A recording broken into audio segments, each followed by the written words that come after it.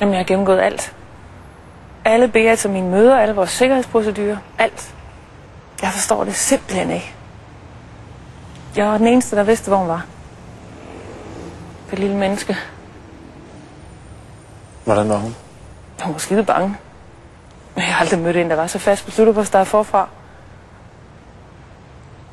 Og så havde man alligevel hele tiden den der fornemmelse af, at hun havde en plan B. Hvad for en plan B? Hun må eksponere sig selv.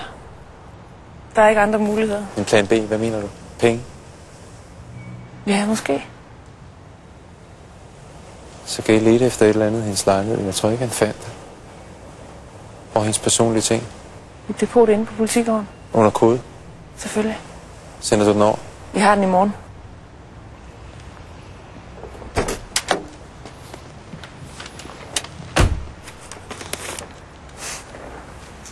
Det her nummer i Danmark.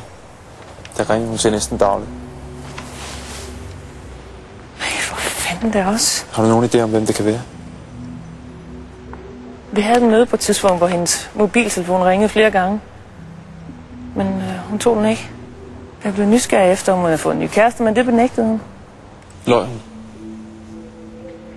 Kender du Palle Pis? Ja. Jeg havde advaret hende, men hun slog det hen. Så fik hun en ny telefon og lovede ikke at kontakte ham igen.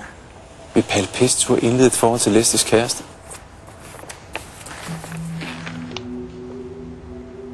Det her det er ikke hans nummer. Ja, derfor kan det selvfølgelig godt være ham. Jeg prøver, at man har sikret dem i hovedet og i røven.